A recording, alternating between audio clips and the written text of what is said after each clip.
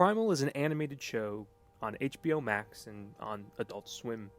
It was made by Genndy Tartakovsky, a Russian-American animation director responsible for Dexter's Laboratory, Samurai Jack, and Hotel Transylvania, but we'll forgive him for that one because Primal is beautiful and terrifying and gory and heartbreaking and ultimately a bit hopeful. Primal, while not necessarily unique in its themes, is near unparalleled in its presentation, spanning watercolored backgrounds, reimagining of fantastical prehistoric nature, sound and lighting and animation, making it all look real and uncanny in its own unique way. And its silence and faces. A show with no talking, no dialogue, only grunts and roars, so that you truly have to look at these characters and watch these characters, this caveman and this T-Rex and everything they come across, and feel everything as they do in the moment. And Primal achieves that. And all of this is encapsulated, in my opinion, in the first episode. Our titular untalking protagonist named Spear, a buff, ape-like caveman silently hunting fish, catching more than what is needed for one man. He begins to travel and is preyed upon by a giant pterodactyl, or some other species, I'm not entirely sure, and hides for his life in a log, saved only by luck and happenstance, as another creature roars in the background. And that same happenstance reveals to us, just moments later, in a misty red haze, the slaughter of his entire family by monstrous creatures that he stands no chance of defeating. So he watches his family die in front of his eyes, and he can do nothing about it. He can't even avenge them. And then he climbs to the top of a mountain and contemplates falling to his death. This is all in the first half of the first episode of this show. And if it sounds grim, that's because it is.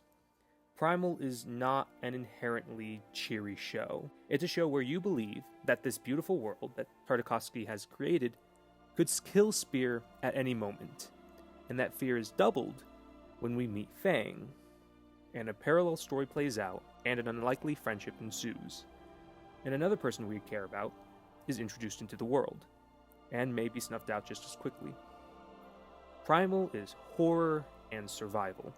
No episode goes by where you aren't terrified by what our duo will face, and while Monster of the Week may be its style, very few shows are adept at it as Primal.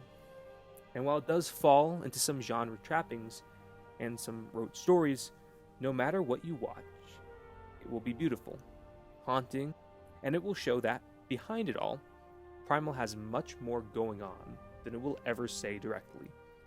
And that's just as well. So, that was a very quick review, but I'm going to talk a little bit more on a tangent now. If you want to watch Primal, the 3 episodes I would recommend, although you should save the last episode I recommend for last, honestly. The first episode, I think, is one of the best in the series. It has an amazing opening, and it really makes you feel a lot for these characters.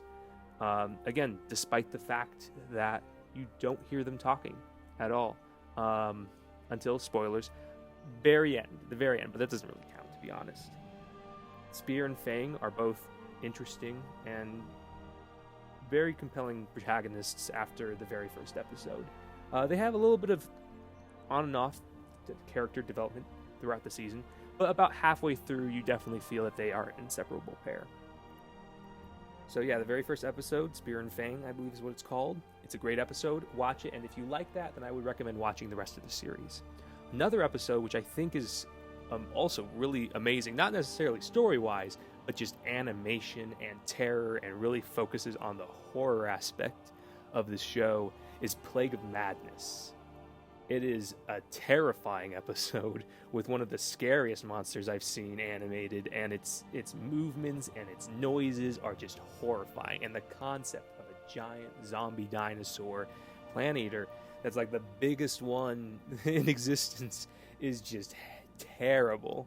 And it just, even though you know for certain that Spear and Fang are walking out alive, it's still nerve-wracking to watch because it's just so disturbing. A really good episode, and I think it's number 7. And I think my last favorite episode was the very last one, Slave of the Scorpion, mainly because it introduces a new character in very short amount of time, and I thought they were very good, to the point where I could believe next season focuses mainly around finding said character. Mira, I believe is her name, and she complements the group well. Rather than being, another badass caveman, she's like a badass, slightly more developed person able to use bows and cook, and she rounds out the team very well. And I think the dynamic between her and Spear, how it's not immediately like love, but more companionship, and how her and Fang, it's not necessarily like the same as Spear and Fang, but a lot more like she treats Fang more as a pet. Which maybe isn't the best thing, but training Fang in ways that Spear never could, getting along with her. And I like how Fang actually likes her cooking, which is funny.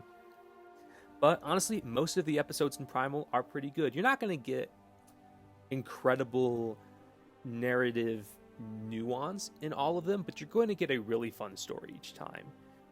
And some of them are very good, very well told stories. And what they were able to accomplish, definitely a ton, without using dialogue and without using subtitles. Fang and Spear are incredibly expressive, which is interesting after like the stoicness of Samurai Jack. Although to be fair, Samurai Jack does have a lot of expression, but in much more, I guess, minute ways. But Spear and Fang, every emotion you can see on them at almost any time. Fang, it depends a little bit because Fang is a T-Rex, so you got limited options there, but overall, I binge-watched Primal over a course of just a few days. And short of maybe the second episode, which was a little slow, I think they were all very good. And I would recommend, if anybody has access to watching this, to watch it, especially if you love really beautiful animation. Because, man, it is beautiful animation. And beautiful backgrounds and watercolors. Primal is definitely, even if you don't like the story as much, it's definitely one of the best looking shows you can watch. Everything, the lighting, the sound too is really great. Everything is distinct. I do like how they didn't go full on prehistoric. Like, obviously, if they did, there would be no cavemen or there'd be no dinosaurs, depending on which age they did. I like how it's sort of just a weird mix of everything.